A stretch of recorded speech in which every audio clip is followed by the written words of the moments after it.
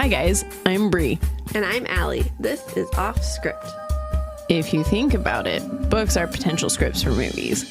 When this adaptation happens, typically it's disappointing because they went off script. In this series, we will be talking about how off script they went. All right, everybody. Welcome To Offscript. I'm Bri, I'm Alli. and this is a podcast where we compare books to their movies. Yes, and today we are comparing The Body, also known as... Stand By Me, Mm-hmm. which was really confusing for me. Why? When I was... What was I writing up? I can't remember what I was doing, but I kept...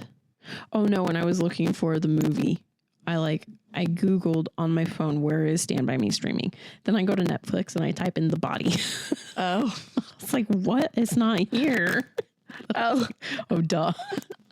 But anyways, I was going to say, and we are recording at Page Turner Books. Yes, we just did a minisode here. Mm-hmm. Their brand new location. Mm-hmm. But as we always like to do, we love to record an episode whilst in the location. Mm-hmm. If we can.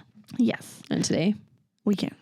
And it's perfect that we're here because we're in the horror books book club.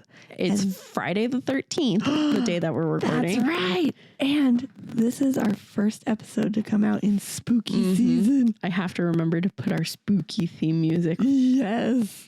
Mhm. I'm so excited. I love spooky season. Mhm. I'm ready. Let's do it. Give me all the fall. Yeah. Mm-hmm. So that's our picture. We're Mhm. Page Turner. Go check them out. New location. Yeah. We It's an will- awesome store. Yep. Let's They see. have stuff coming up. Oh, yeah. And so Literally in a week. in a week, they got cider and ale trail. And then Fall Festicon. and then at the end of the month, they got Streets of Treats, which is a little trick or treat thing. Mm-hmm. Come check them out. Yeah, Come we hang got- out. Get a beer or a cider in their spot. Mm-hmm. I don't know which one they're going to be doing. I know. You got fun for grown-ups and fun for kids. Heck yeah. Nice. They do it all. Heck, why don't bar? Because that would be irresponsible. Do you know where my mind Do a was trick going? or treat. Yeah. They should do it for adults. It's like I was like, just give us like a shot glass of a drink. I had seen I had heard one of my radio guys that I used to listen to Mhm. when they did trick or treating, the neighborhood, if you put a ghost, I think I shared this one of our seasons ago, a ghost on their door, it was where you could fill up your booze. So all the grown-ups were just walking around with their cups and they're like, trick or treat. And then they would fill them up. One of my favorite times that I've ever trick-or-treated was when I was in Arizona with my family. And like, first off, my cousin's birthday is Halloween. So that was just fun in itself because he was probably like 7, 8, or 9. Okay. I can't remember exactly how old. But like in my head, I had dressed up and I was looking forward to the candy. And I was like, this is going to be so stupid. Like everyone's going to see through my act and be like, I'm not giving you candy. Because this was also the year after I tried trick-or-treating in Flagstaff and no one would give a college student any candy when they trick-or-treated. Which, hey, I'm trying to trick-or-treat, not parties. Exactly. Where's my candy? Right. But anyways, so I was like kind of embarrassed and thinking, oh, this is going to be horrible. First house we went to gave all of the adults fireball shots. Nice. I was like, yes. That's how you trick or treat. Mm-hmm. That's so funny. Okay, you guys, we shall get started with our episode. How about? So our trigger warning is there's a young death. That's Mhm. kind of the whole premise is they're trying to find this dead body. Mm-hmm. Yeah. Yeah. So our synopsis is Ray Brower, a boy from a nearby town, has disappeared, and 12-year-old Gordie and his 3 friends set out on a quest to find his body along the railroad tracks. You want to know what's funny? Mm. It took me reading the book to realize that Gordie's name was Gordon because they never call him Gordon in the movie. It's always just Gordie. I know, but wouldn't you just assume No. like a nickname? I literally was like, that's the weirdest name for a kid. Gordie. Hi, Gordie. You're so. Oh my gosh, that's so funny. Oh, meanwhile, I had to change all my notes because my autocorrect changed it to Gordon. my voice to text made it Gordon every time. That's hilarious. Oh, that's funny. All right, we got author Stephen King. King. For real. Yep. King of Spooky. Mhm. Director Rob Reiner. I love him so much. Really? Yeah. What else has he done? He's done so many movies, but he's Jess's dad in New Girl. Oh, Yeah. how fun. So he's also acted in a lot of movies How too. fun. Yeah. Screenplay was by Reynold Gideon and Bruce A. Evans. Mm-hmm. And audiobook reader was Frank Mueller. Trying to think how he did. I think It he was did fine. okay. Oh yeah, that's right. You listened to it too. Yeah, I listened to it too. He was okay. Yeah, I think so. Wasn't amazing, but also wasn't horrible. Mm-hmm. Agreed. Actually, he sounded almost exactly like the person who was narrating in the movie to me. Yes. Mm-hmm. So there was a part of me that was like, oh, it's almost like they just took the book and put it over the movie. That would have been cool. The book came out in 1982 in different seasons. That's his big book. Yeah, his compilation. Mm-hmm. And the movie came out August 22nd, 1986. That's 4 years. And quite a few years before my birthday. But it Quite a was few. almost next to my birthday. Yes. Quite a few. It's only 6. Oh, yeah. I don't math. Mm-hmm. And so what'd you do first? Watched it. I read it first. Mm-hmm. Mm-hmm. Yeah. Okay. And what are your thoughts?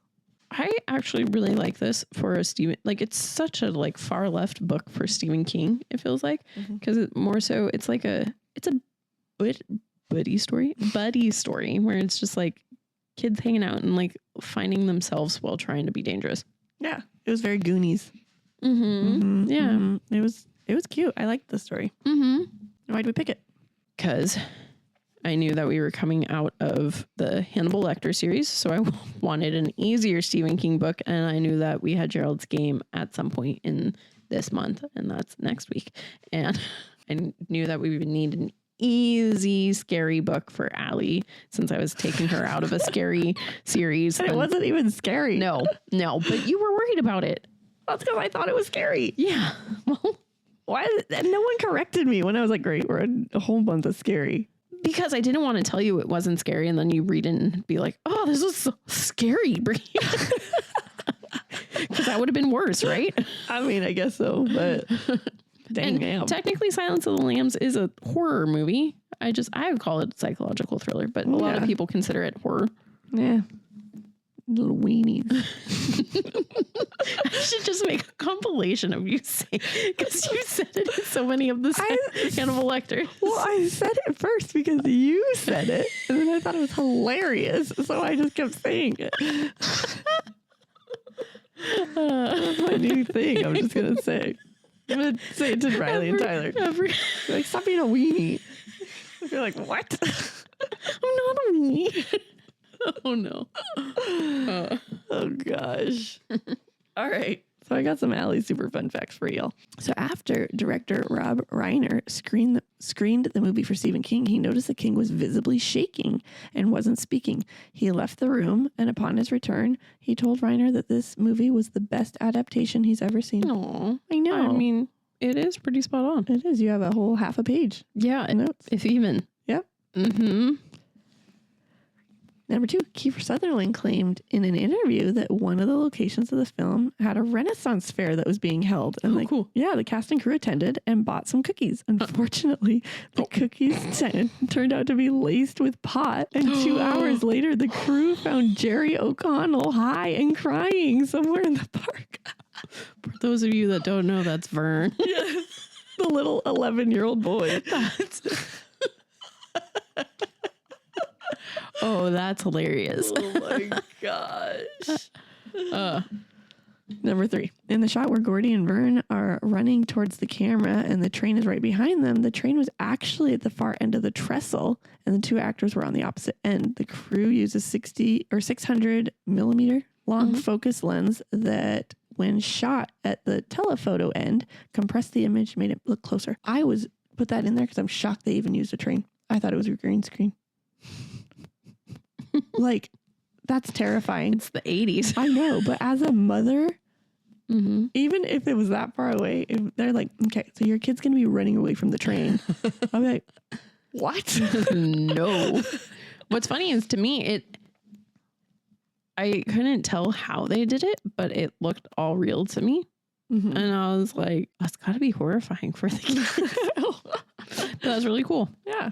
The character Roy Brower appears well and alive during the lard-ass pie eating contest. He's seen behind the twins. I thought that was funny. That's hilarious. They recycled him. They're like, yeah, you didn't have any lines. Come on. Okay. So the film and novel took place in a town called Castle Rock, and which is in Maine for the book and Oregon for the movie. And Castle Rock became Rob Reiner's production company. Did you know that was his? Yeah, actually, I did know, but I always wondered why it was called Castle Rock. So I'm glad you put that in. Okay, good. I put that in there because I was like, what? That's so cool. Yeah.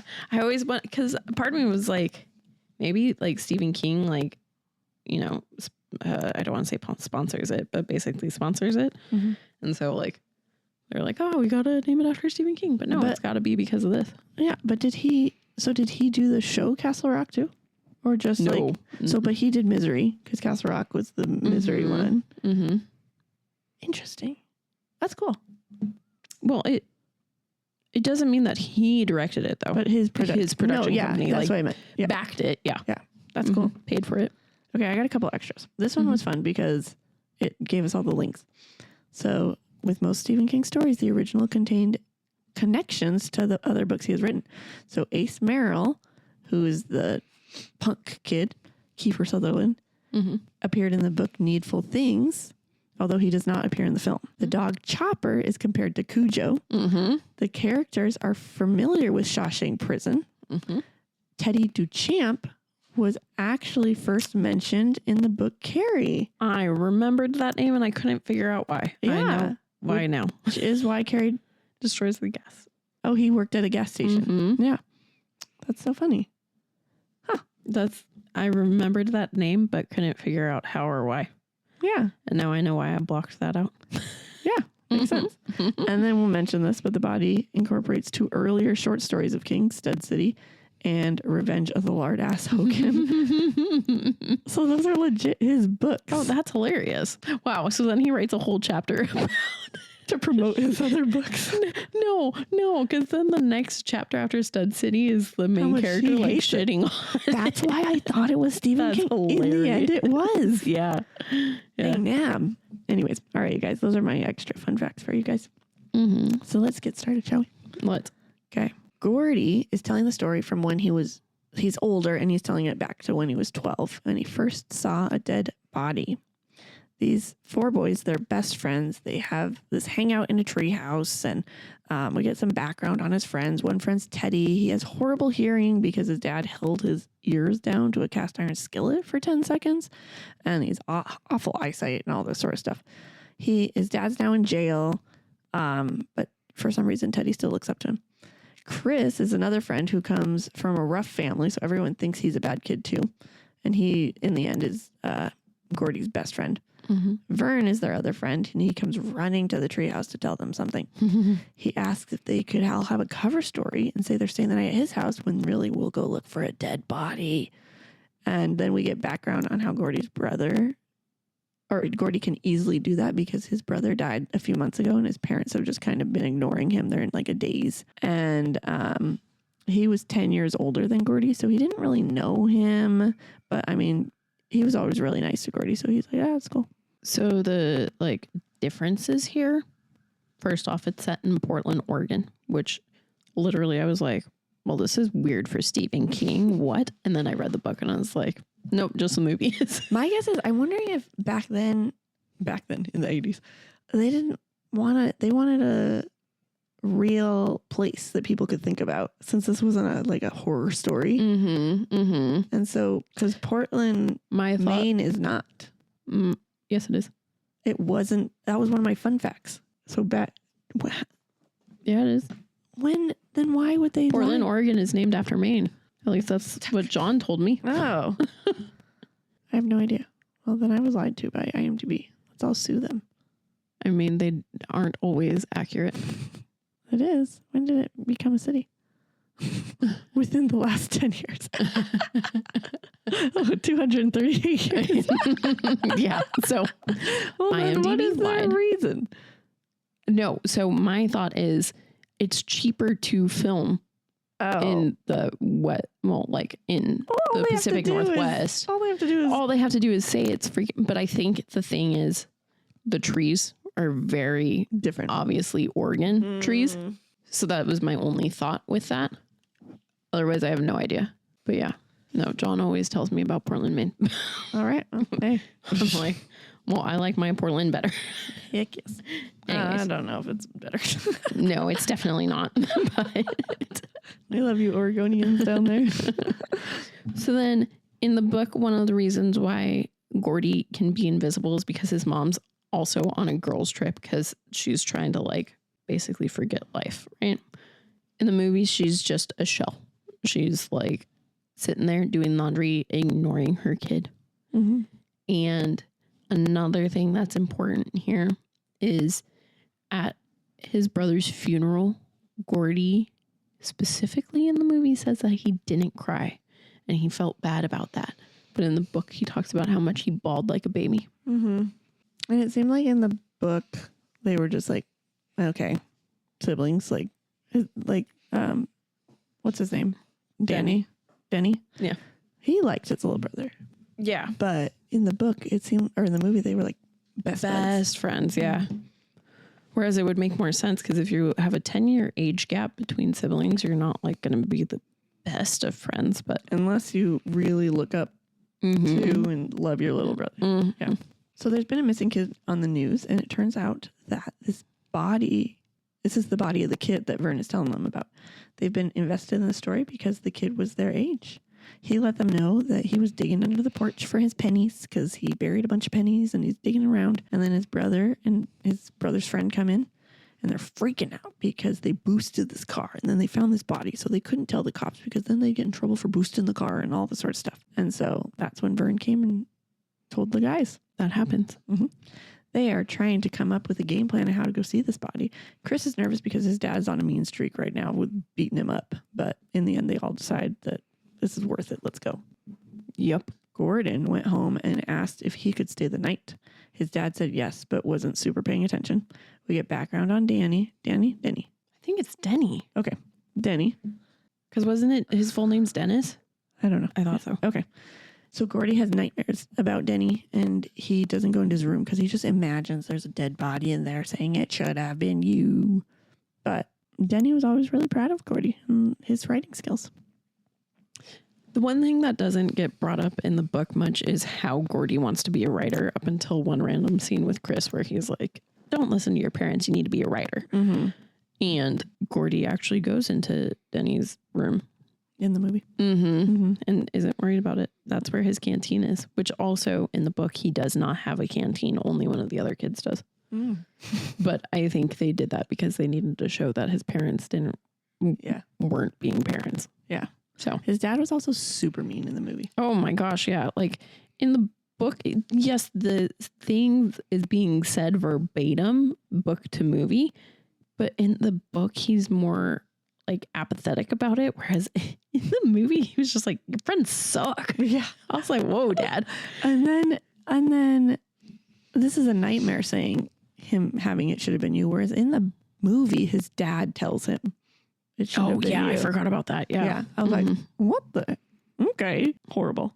Favorite child or what? Mm-hmm. So we get to hear one of Danny's stories. Not Danny. One of Gordie's stories. Stud City. It's about Chico. I don't know. Go read Stud City, you guys. It's such a weird story. It has nothing to do with the book. I found it so interesting that he included that one. I don't even know why that one was in there. Just because he talked about his writing?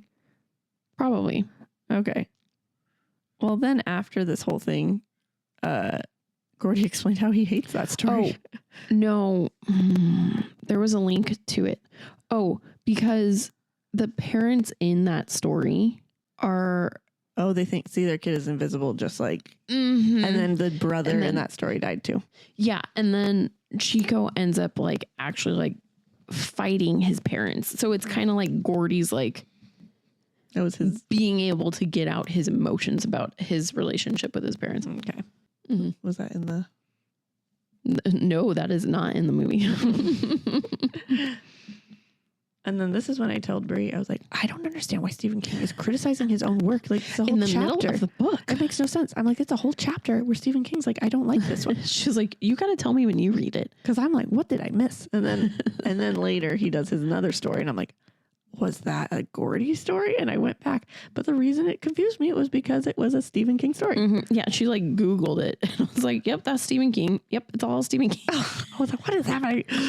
Oh my gosh. But then we also learned that they probably named the dog in Secret Window Chico because of his story. I know, probably. And in the story, he has a little Georgie from It reference. So maybe that's why they didn't put it, because technically that's not the story. I was going to say it's not this story, and I bet you that came out before It. Oh, probably. So it was like a pre-It tie-in. Okay, cool. So Chris brought his dad's gun on this adventure, and he tricked Gordie into shooting it.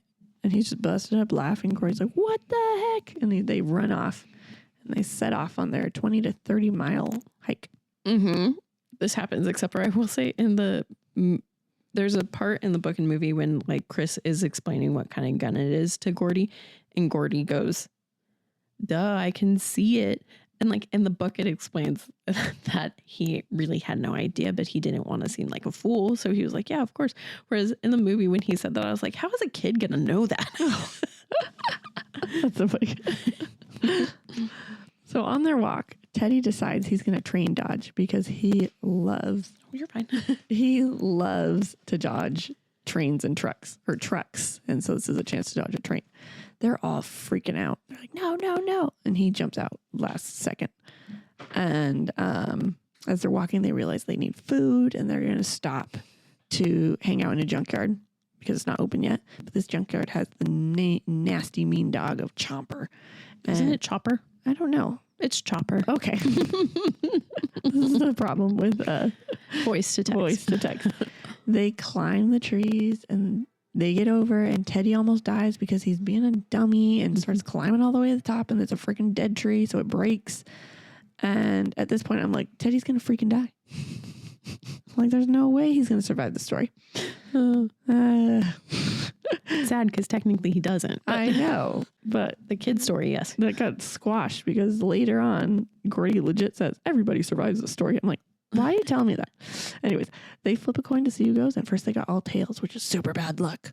Vern is freaking out. But then they flip again. Gordie's odd man went out, so he has to go get the food. Yeah, that happened. Except the tree. He didn't almost follow the tree, did he? That's actually what I was just thinking. I was like, I don't remember that happening.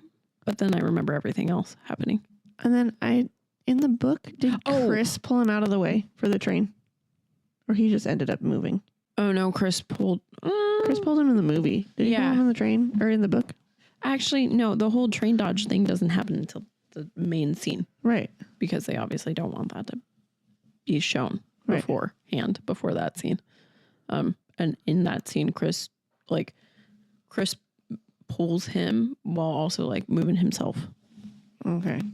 No, the train dodge. No, it happens in the movie. Oh.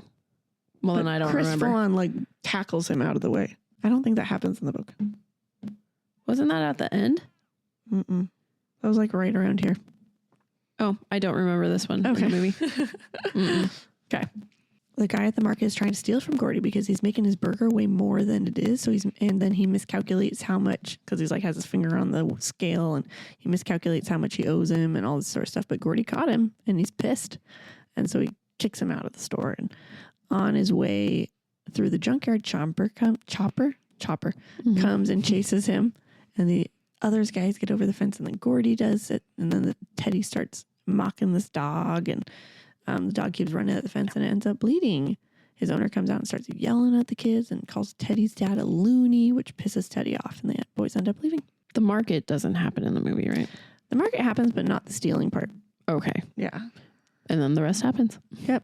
I did not picture. They said how it was a not nearly a scary dog as the rumors were. They called it a mutt, not a golden retriever. It was definitely a golden retriever. Yeah. I'm like, a golden would not act like that. What is wrong with you? Okay. And so then Teddy had an emotional breakdown, and Chris went over and gave him kind of a pep talk. that happens. Yep. It's actually a really sad scene. It's so sad. Mhm. The boys got to a trellis and they decided they were going to walk across it because that's 10 minutes versus adding 10 miles to their hike. And they didn't know when the next train was going to come. So they were just like, well, if it comes, we'll just jump down, says Teddy. And so they go. And sure enough, here comes the train. Perfect timing. Mm-hmm. Don't know if you guys can hear it, but there is a train behind us. And yeah, that was an eventful scene. Yeah, that's a fun scene in the movie. They did good. Mm-hmm. But they got to hear that, right? So Chris asked Gordie to tell them one of his stories. And he shares a story about lard ass in a pie eating competition. It was so nasty. It was gross. Watching it was disgusting too. It was so funny because it was like, you could see how it wasn't even coming out of their mouth. So the whole point is this kid is going to get back at everyone by like making everyone get sick at this pie eating contest. It's like a typical 12-year-old they boy make fun story. of him. Yeah, it is. And so in the movie, everyone's getting sick, right? But it legit looks like there's like A fountain next to their shooting mouth. out of their mouth, but it's like behind their mouth. It was so funny. Oh my gosh. Nasty. It was so funny. So then, let's see, where are we at? So Chris gave Gordie a pep talk while Teddy and Vern were walking, and he's like, you got to be a writer. Keep being a writer. Do what you want. And he said one day Gordie might even write about them. How true he is. Yes. Chris got screwed by his family since they're all bad kids. Everyone assumes he's going to be bad too. So, for example, he stole some milk money, but then he felt bad, so he returned it. But the teacher was like, oh, well, everyone thinks you did it anyways. I'm going to go buy myself a new skirt with this money. And she got away with it. This scene, oh my God, little baby River Phoenix made me cry in this scene. I was like, oh, poor kid. Like, yeah. Especially the part that gets me is when he goes, it was a teacher, man. I'm supposed to be able to trust teachers. I know. It's like, you are. It's so sad. So they set up camp and they ate. They told stories like, preteen boys do. And then after they all fell asleep, Gordie was woken up by the boys freaking out. They heard screaming. It was probably a bobcat, but they would convince themselves that it was Ray Brower. His ghost. They decided to keep watch, and Gordie was last at watch. And when he was sleeping, he had a nightmare about all his friends dead, especially Teddy. And the nightmare included like Gordie choosing to escape instead of helping Teddy. Mm-hmm. The nightmare doesn't happen in the movie, but the rest of it does. Mm-hmm. On Gordon's watch, he sees a deer, and it's a very calming moment, and he thinks of the deer every time he needs to calm himself down. That did not happen in the movie. He saw the deer, but it doesn't come brought up how he calms him every single time. Yeah. Mm-hmm. The boys kept going, and they finally found some water, and they had a great swim until one of them realized it's full of leeches. Mm-hmm. They get out, and they start freaking out, pulling leeches off, and Gordie has one in his underpants. Allie whispers. Allie's like, why are we doing this book in public? He nearly passed out, and Chris had to take it off for him. This happens, except Chris doesn't take it off of him in the movie. Mm-mm. Understandably so. Yeah, that would be weird. These 12-year-old boys. Just a little bit. Oh, man. So it's going to be about 4 p.m. when they get there, and they're like, shoot, we were going to hitchhike back, but that's too late. That gets spooky then, and so trying to figure it out. Future Gordie lets us know that all his friends are dead now, but they don't die in the story. I thought that was the stupidest thing. Mm-hmm. I was like, at least let me think. Right. Because it was so much foreshadowing that Teddy was going to die. Mm-hmm. But then he's like, but no, don't worry. Yeah. Like, okay. He dies in the future. Yeah. Yeah. And so the boys didn't know this, but Ace, who's the little punk guy in town, and his crew are on their way to get the body right now. Yeah, that happens. A giant lightning storm happened, and Vern finds Ray Brower. They found his hand, and they kept looking to find the rest of him, and then they found his body, and he had been totally knocked out of his shoes, and like Gordie starts mentally freaking out. They flipped him over, and bugs start crawling out of him, and then they hear a car pull up. So a difference here is that They don't find Ray in a lightning storm in the movie. It's like nice, sunny. sunshiny, no problem. I think finding it during a lightning storm would be way better. I wonder if they were trying to Story-wise. not be spooky. Like they were trying to keep probably. it more Probably. like, whereas it wasn't kid because they swore a lot and they, you know, it wasn't super kid friendly, but this way there's not the element of super spooky. Yeah, well, probably too. In the 80s, there were probably strict like rules with kids, and so like I wonder if like, oh, today our scene's gonna be in rain, and you might have to do the scene over and over again. Yeah, Where the union might have been like, you can't do that to kids. yeah, maybe. Yeah. So the boys start fighting, like older boys and the younger boys, about who's taking this body, and I'm like, did the younger boys even want to take it? Like, what's going on now? And They did. That was the whole. Oh, so the other then thing. how are they going to hitchhike back? I don't. Well, okay. So actually, just kidding. So I think that's a movie thing. In the movie, they wanted to take it back because they wanted to get money for the reward. Right. Because there was the reward, and so like they wanted that fame. And their plan was to call the cops to be like, come meet us here, and the cops would get there and be like, oh, you found the body. And one of the things too that I make a mention of is Vern, when they were setting out in the movie, he's like, guys, I brought a comb so that we would look good in our interviews. And the book, he doesn't bring anything. I know, it was so cute. I loved it. It really was. And then he loses it during the train scene, and he's like, oh no. So funny. Oh my gosh. Okay. So the boys are all fighting. Chris pulled out the gun and he shot into the air. Ace called his bluff though, but everyone starts running because the hail's coming and everything like this. And eventually Ace leaves. Teddy and Vern are back now, and and Chris and Gordie are like, wow, thanks for leaving us. In the movie, Gordie is the one who shoots the gun, which I think is a weird change. Yeah. I don't get why they have it be Gordie.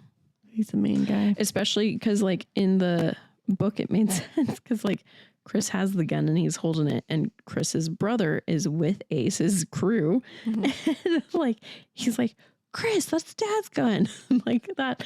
Because that's all. When I was watching it, I was like, wouldn't Chris's brother realize and be like, wait, where'd you get Dad's gun from? Right. Like, but that didn't get brought up. And I was like, maybe because Gordie's holding it? Like, Yeah. I don't know. Weird. So they start to argue about what they're going to do with the body, and they end up leaving it, but they made sure to take all the shell casing, so nothing got back to them.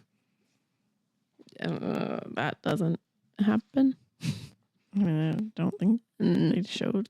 No, it didn't show. It's like everyone leaves, and then the kids basically decide that they don't want the fame from finding the body, but they'll anonymously call to tip them off, and then they like put a blanket over the body. Yep. So they all go home, and then they part ways, and Chris and Gordon walk off. Which a blanket would for sure lead the cost of the kids, but whatever. Right. Chris and Gordon walk home, and they're chatting about how long it is before Teddy and Vern tell. And Gordie's like, I think it'll be a few years. This end part is kind of doesn't exist. Yeah, I was gonna say they get home and they all part their own ways. Yeah. Gordie cleans up when he gets home, and him and his mom chat for a bit. And the body was eventually found, but neither Ace's gang nor Gordon's gang got credit. Ace beat the crap out of Gordie one day when they found him in town, and Gordie tried to cover it up. He didn't want to tell anyone who it was, but the doctors and police got involved and eventually found out it was Ace, and he got sent to jail. That doesn't happen. He got sent to Shawshank. Yes, he did. He did get sent to Shawshank. Details on Gordie's friends and lives and how each one of them died. Teddy died in a house fire. Vern died in a car crash. Chris died trying to help de-escalate a fight but got stabbed in the throat. I think Teddy and Vern, they were like teenagers-ish, right? Maybe a little older. Vern was an adult. He had a family and everything. Wait, what's Teddy's last name? Duchamp? He didn't die in a house fire. He died in a gas station fire. Oh, was it? Yeah, It was he's Gary. Teddy. He's Gary. Yeah. That's so funny. It just clicked. I was like, hold on. Yes, that's right. Yep, it was gas station fire.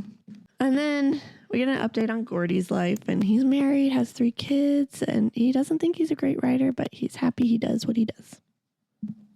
I feel like that happens because at the end of the movie, his kids are his kid and one of his kids' friends are like, "Come on, Dad, we gotta go to the pool." And he's like, "Hold on." They're like, "Ugh, he gets this way when he's writing," and then he like smiles, like, "Yeah, I do." Yep. I Googled. I was like, "Is this based off of Stephen King?" Because it was like so much, and it's loosely based off of something that happened to him when he was 4 years old. Oh wow! I'm like, so did he find a dead body when he was 4? Yeah. Whoa. I didn't look to what was the link, but I was like, oh, okay, because this was like I was still in the beginning of reading it. Yeah. Well, now we gotta look. Now I gotta look. We'll look later. Yeah. You guys look. Let us know. We'll find out in the recap for you. There you go. Okay, we'll have to make note of that. Mm-hmm. IMDb cast 34 people. We have Will Wheaton as Gordie. He was so cute. He was so tiny. He's so cute. I don't know what else he's in.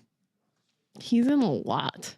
I know. I looked up some of these guys, but I didn't look up him. He was in stuff that we've done before. Oh, how funny. Mm-hmm. Well, there. River Phoenix, Chris Chambers. Anytime I see him in any movie, it makes me so sad that he died so young because he's such a good actor. He's good. Mm-hmm. He was cute. Mm-hmm. Corey Feldman is Teddy Duchamp. He was so good. He was so cute. I one of my videos is like, this has Goonie vibes. And then I look, I'm like, that's because Teddy was in the Goonies. That's hilarious. Yep.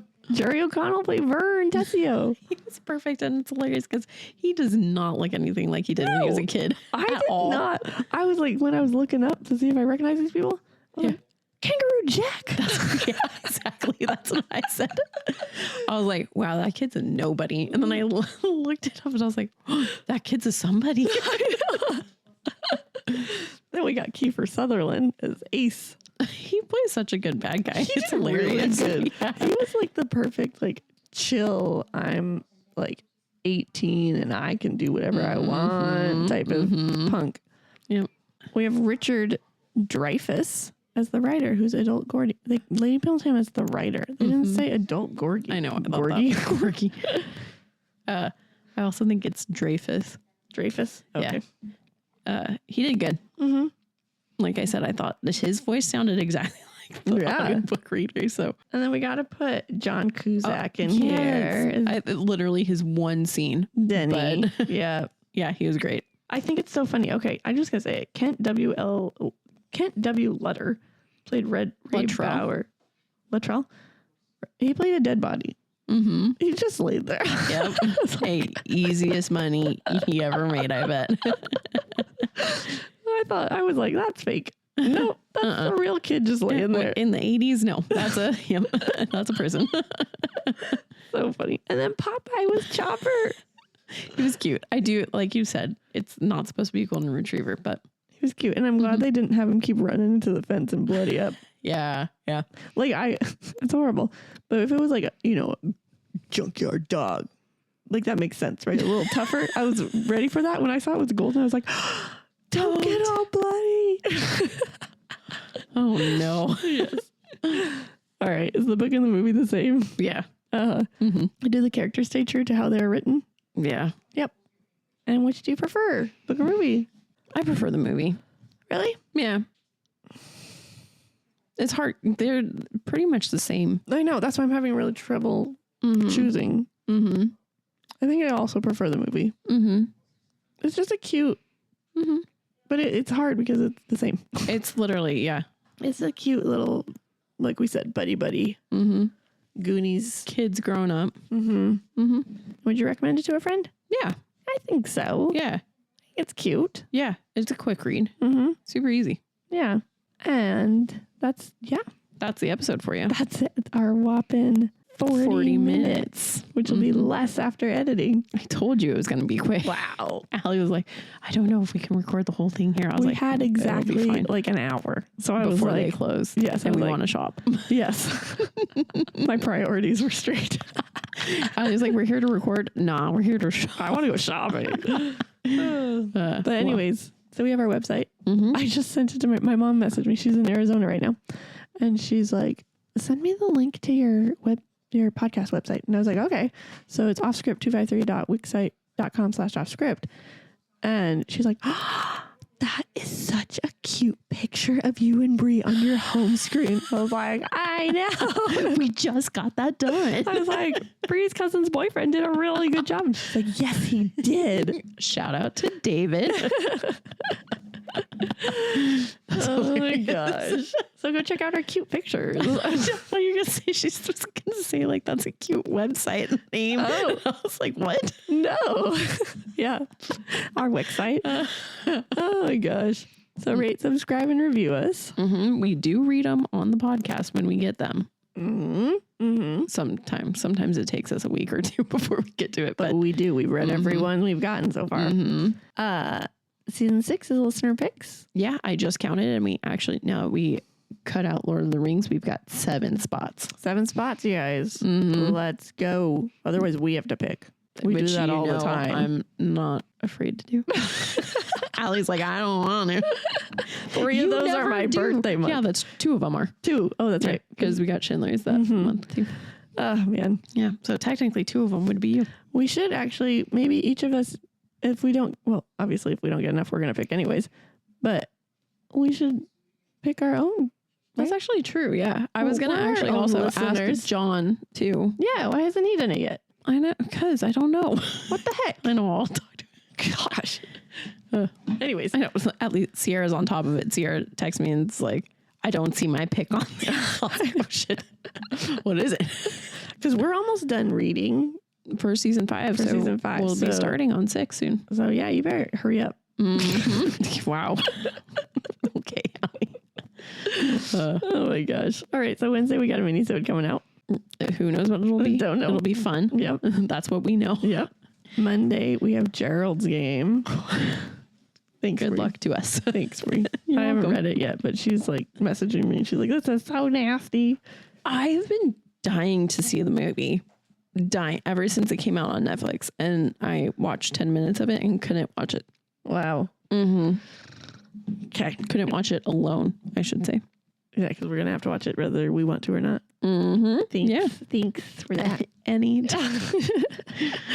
All right, guys. Oh man. With that, the body / Stand By Me went off script. Bye. Come check out Page Turner Kent. Oh, God damn it. I keep... Page Turner books. in Kent. Yeah. Thanks for sticking with us. We hope you enjoyed it. If you did, we would greatly appreciate it if you gave us 5 beautiful stars, reviewed, and subscribed. You can also follow us on Facebook at Offscript, on Instagram at Offscript Podcast 21, and on TikTok at Offscript_pod. Shoutouts to Madame Ashen Creations for our adorable logo art, And Adam Daniel for our incredible theme song. and to Creative Cinephile Productions for producing our podcast. See you next time.